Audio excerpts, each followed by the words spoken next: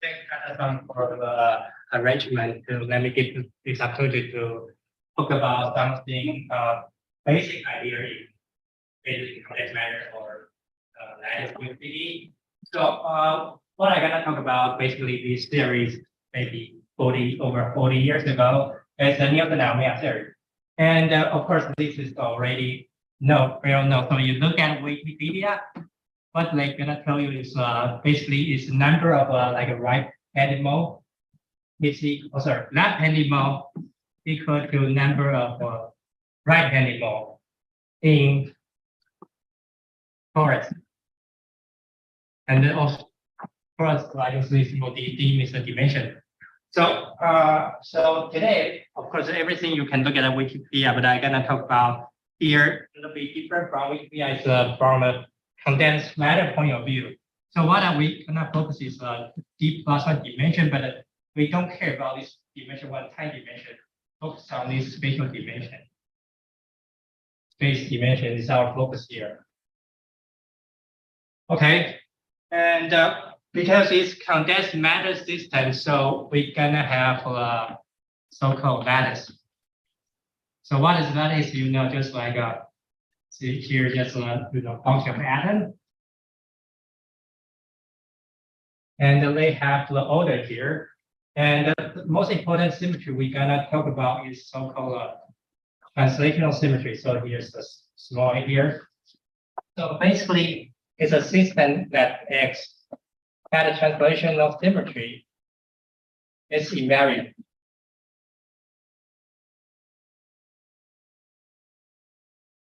So I'm gonna impose this symmetry to talk about the Nielsen-Ninomiya theory. So in this sense, we will have the so-called fermionic Hamiltonian. Basically, in condensed matter, we discussed just the electrons that's moving around this atom. So just electrons, so electrons fermion. So the Hamiltonian we can write down in the second quantization. Basically, is just an index just over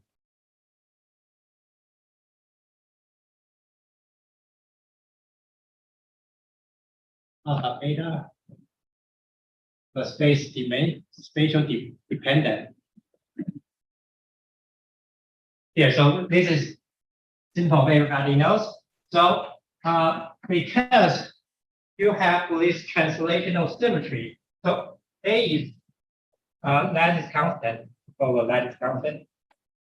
That means just do the sum, this distance shift the distance to the set. So you can do a Fourier transformation.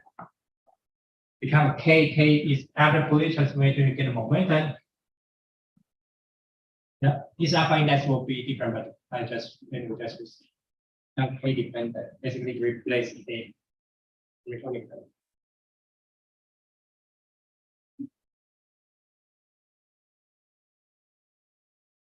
So this is basically for the Fourier transformation, you have a momentum space.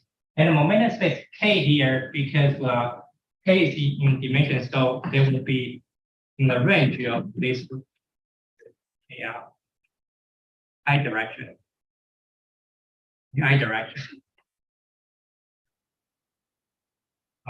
This direction.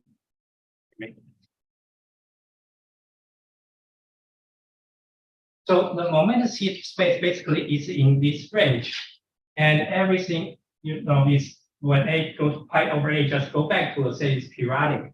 So we call this A range. It belongs to so-called momentum space. It's called brain zone. It's just named, so it's just basically just momentum space. So we make it BD. It's momentum. So in general, this brain zone basically BD is what I talk about is torus. This type and with the circle in D type.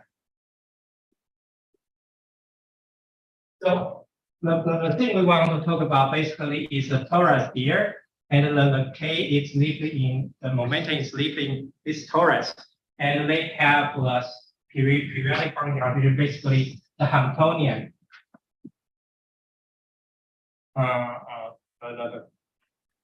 Let me see if it is equal to this one. As I see it. Okay, and one more thing is we can do a broad diagonal. Basically, eigenvalue problem. So if one of you get it, will get an energy spectrum.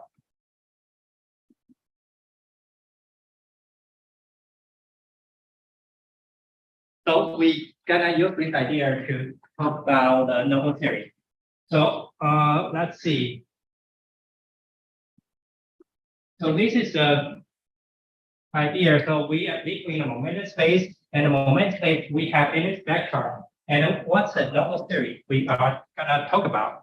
So to start with a very simple case, 1D, one spatial dimension. And because we have this here, so we can have energy spectrum with K as energy. And somehow it's arbitrary energy spectrum. So this one goes back here. And because this is periodic, so this one be identical with this one. So energy spectrum has this condition.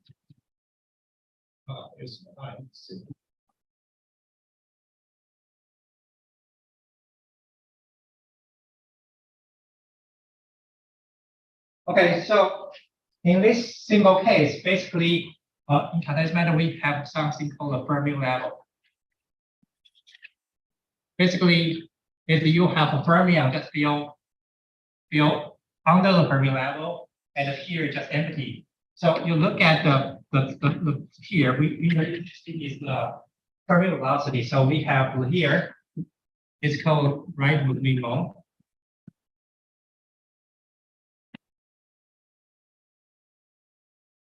And the fermion velocity just this one times k.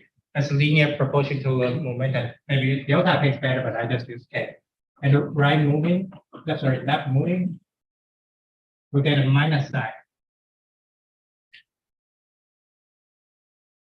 Okay.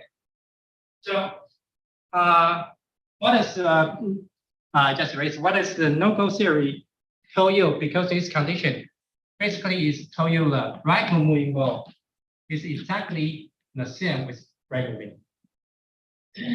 It's very simple because no matter how do you go, your this line here, you must go back.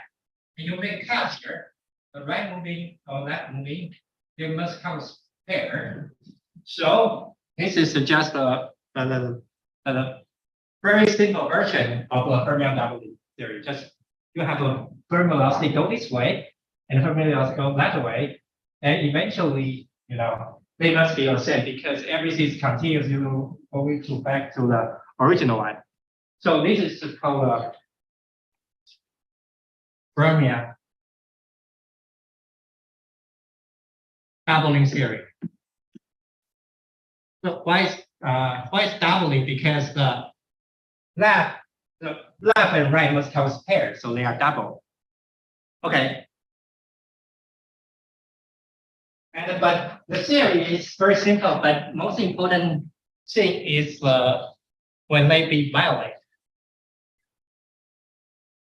Okay, then before you go further, could you explain the basic assumptions of Nielsen-Ninomiya made and the conclusion, such the precise, Okay. content of theorem? Precise Because many people are maybe not familiar with it. Okay, so basically, yeah, so there's a lot of assumptions here. For Nielsen-Ninomiya theory, basically, the first one. So okay, this one doesn't count 15 minutes, right? Okay, so first, everything must be continuous, function be continuous. This is one assumption. Okay, and then the second assumption is basically in condensed matter we have basically some hopping energy here, and the hopping this time it must be finite.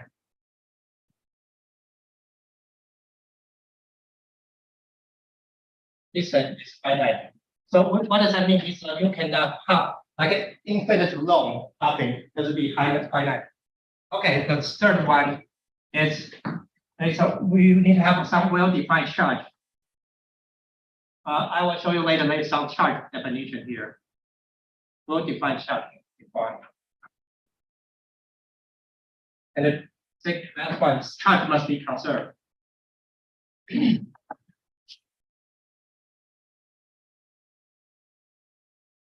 Okay, so the general version of Nielsen-Ninomiya series is once you have this condition, then the total charge, as I use this V, total charge is 0. It's a general version of Nielsen-Ninomiya series. But this is a simplified version, so but I would like to focus on simplified version would be easier. Okay, so this is a statement, and okay, let me just finish. The application here. The application here basically is a violation of a Nielsen-Ninomiya theory. And this is called an anomaly. So how does violation happen? Basically, this is 2T material, a real material here. And what we gotta focus on here is we just look at the age spectrum, the age here, the age spectrum. So the age spectrum here, we can have here, basically we look at spectrum. A and here. We just have one right moving mode. The left moving mode is 0. And this is the violation of Nielsen-Ninomiya theory. But just focus on age. But if we focus on other age, another age here, the top age here, there will be another right moving, left moving mode here. So, and the entire 2D system, the Nielsen-Ninomiya theory is still preserved. But if you look at age here, the Nielsen-Ninomiya theory is violated. Okay, but why I mentioned this because this is kind of a simplified version of integer fundamental effect.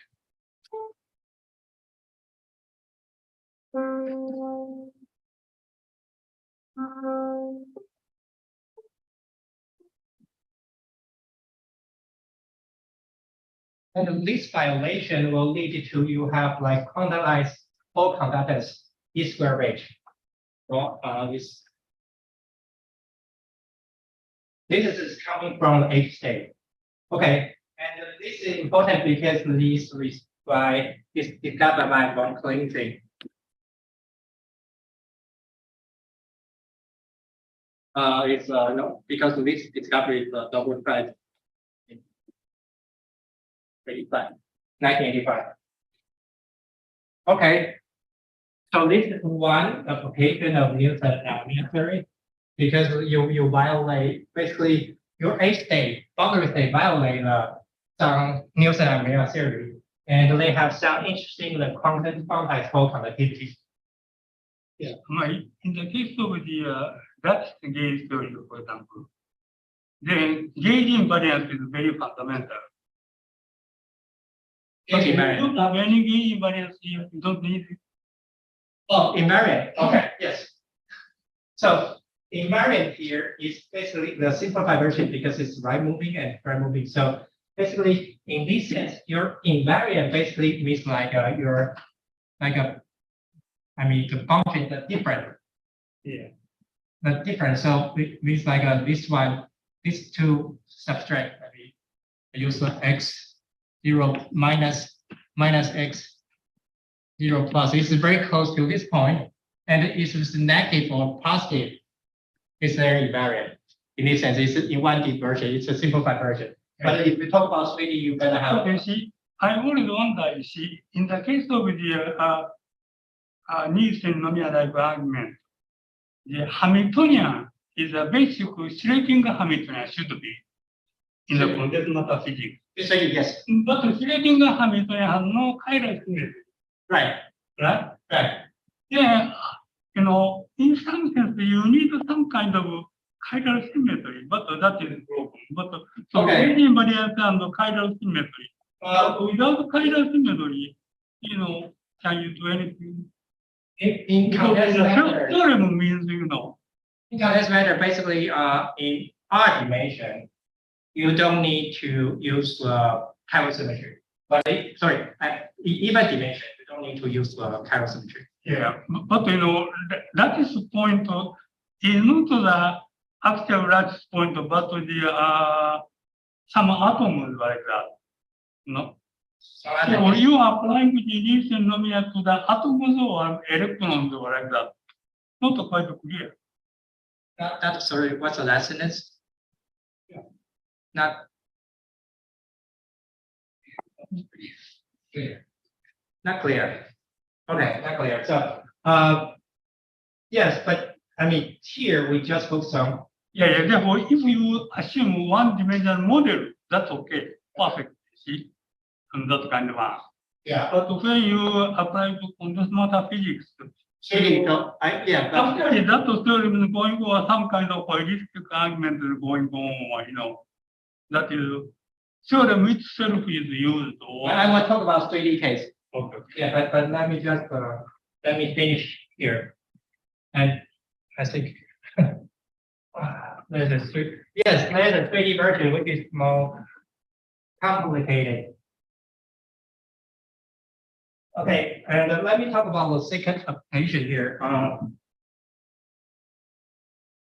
Application basically is the time generation. Basically, this is like a violation anomaly. Basically, it's an application of a so-called topological insulator.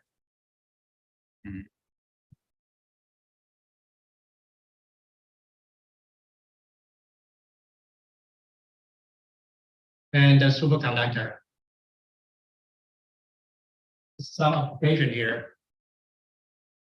What does that mean here? I use this is TI, this is SC.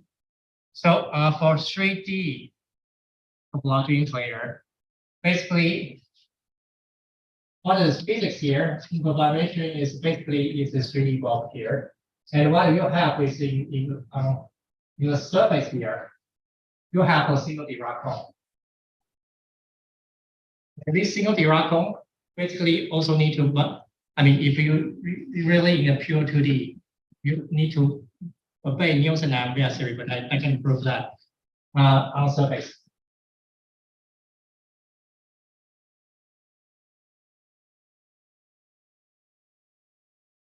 So this is one application. So this is the basically reason you have a topological insulator because you just have a single Dirac cone on surface.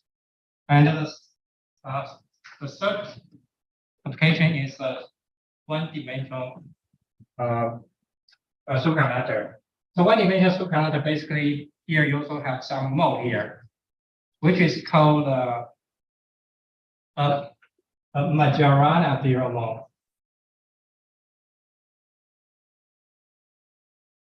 Zero mode means the energy is zero in the end.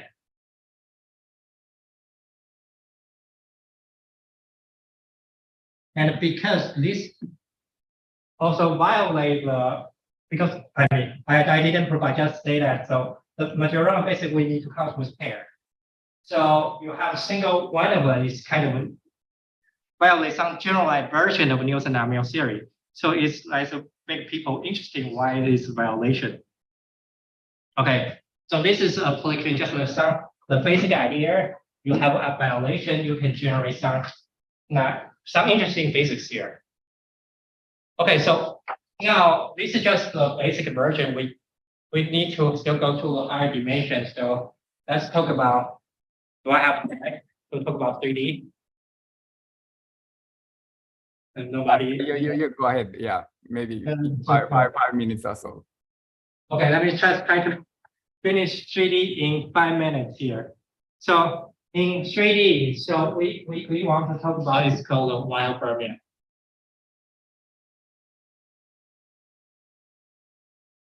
So what is while fermion? Basically, originally we call the right moving, left moving, and right now we become like right-handed.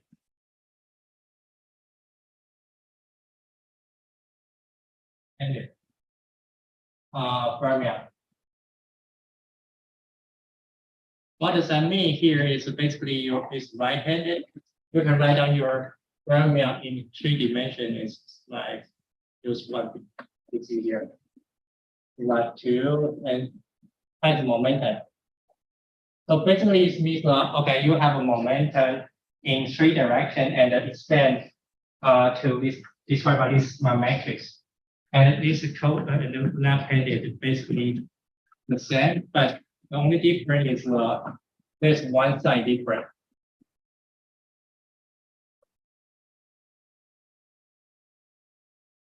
So the reason you call right-handed and left-handed because they are not compatible, which means this 2 Hamiltonian, no matter how do you do any unitary transformation, they won't be the same on the unitary transformation.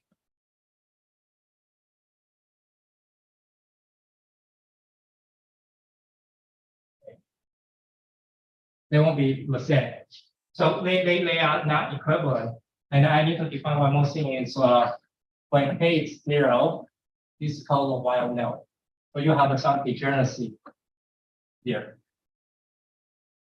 So the way to, again, we want to use, so what we want to somehow prove, what I want to say is that this right moving mode equal to right moving, left moving equal to right moving mode. How do we think about this? Basically, we need to introduce some basic idea. Let me just write down the equation here.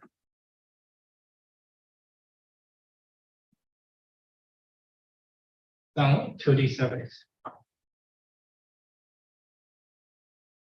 So what does that mean? Okay, I just put a name.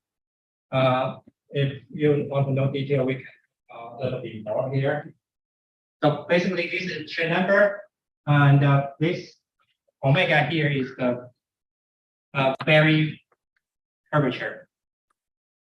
And this Berry curvature basically is depends on your Hamiltonian or wave function, and you do this integral. So and the first thing is a chain number. Of course, it comes from Chen, the famous mathematician.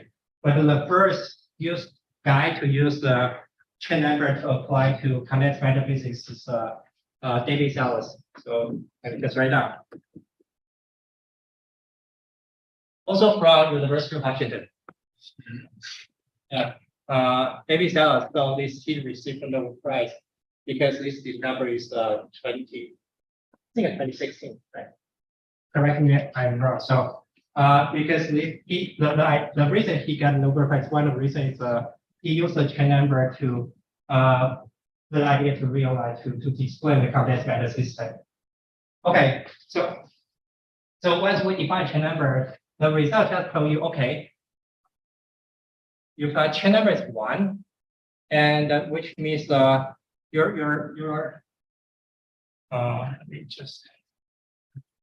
just let's see that.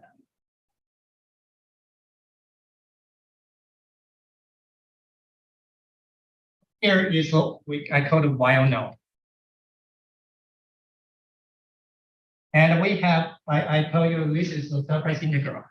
So this surface integral is here, just cover the chain the integral. So when chain number is 1 means this integral, the sphere, this sphere include the one like a right moving while node, and chain number is -1. This sphere includes just the right-handed and the left-handed mode. So 1 and -1. Okay, so basically easy, very so. No matter how big your sphere, this you do the integral. This also tell you number of how many is effective Hamiltonian inside this, area include inside. So with this, let me hard to simplify the version because it's hard to draw in 3D. I just draw the dot, and this is integral. So if we want to prove the right moving mode minus right moving mode, basically it you just so we just have a right and a left, right and left, and you have this integral sphere here. So basically, we can make the integral is sy is to s3, s4, so on and so forth. So what you have is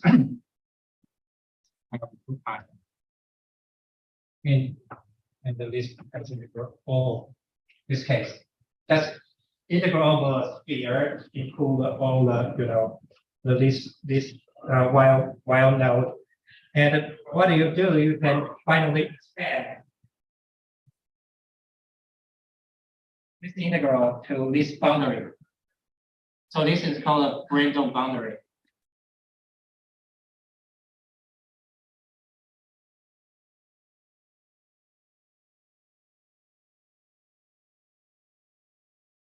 And because the reason I already told you is a torus, so this periodic boundary, this one is identical with this one, and this one is identical with this one, and their normal vector is different. So this becomes 0. So this is another 3D version of the Nielsen-Ninomiya theory, and I think I gonna end this, although I have something to talk. But I mean, basically, when you look at it in the literature, the most of the case they will always talk about this leaf version. It's 3D version, basically almost like 4D and or only many class. We talk about okay, your this right-handed mode basically identical. The number of right-handed modes identical with left-handed mode. All right. I think this would be Okay. Thank you very much, Ching-Kai, for very informative talk. Okay, so any questions?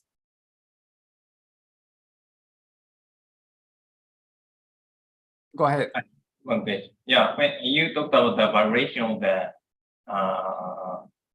Nielsen-Ninomiya theorem, focusing on the edge mode of the material. But when you talked about the Nielsen-Ninomiya theorem, you consider the physics on torus is periodic boundary condition. So the variation of the Nielsen-Ninomiya theorem results from the difference of the boundary condition. Well, which is the important point of the variation of the theorem? You mean variation of this? Yes, so you mean like the space, if it's not torus, then the Nielsen-Ninomiya theory will hold on that, right? Okay, so the answer is in lattice system, the system is always torus-like. So this one is always hold.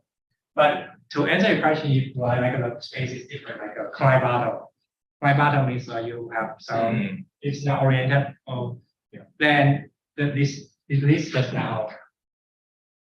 The charge won't be set if you the space is. I think in reality it's not possible to have a Klein bottle. Oh, great. But excuse me, I don't catch what the essence of the breaking of the Nielsen-Ninomiya theorem.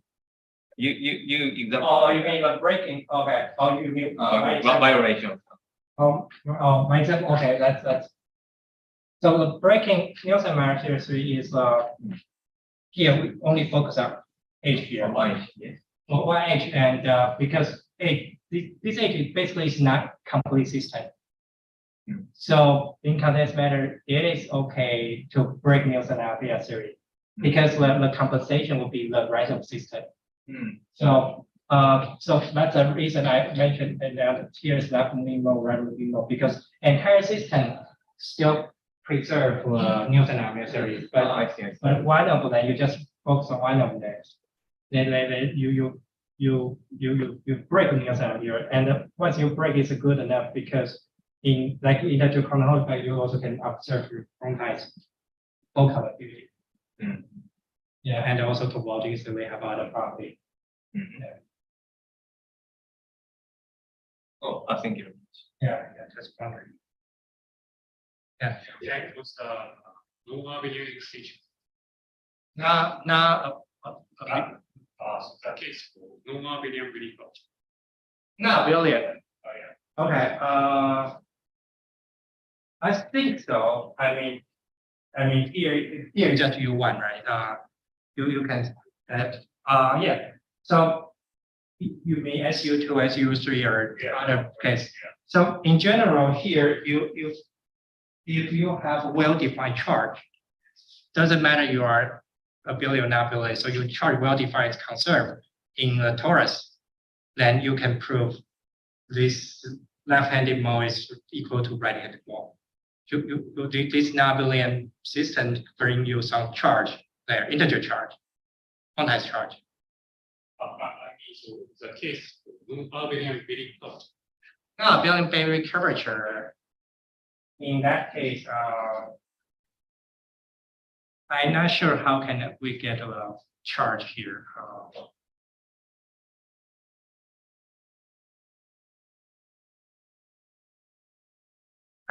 So basically, I'm not sure how to answer your question. So the gap between how non-abelian cases to realize a charge here. But if you could, I don't know. As I say, no, I should say right now I don't know. But if you could define charge rate, it should be okay.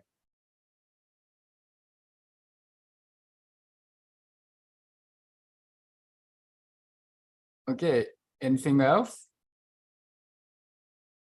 from the Zoom audience? All right. If everybody happy now, let's thank Ching-Kai again for his very interesting talk. Thank you very much, Ching-Kai. Okay, anything else on announcement? Then I'll just stop facilitating and leave the common room for more informal discussions. Enjoy. Thank you very much for joining us.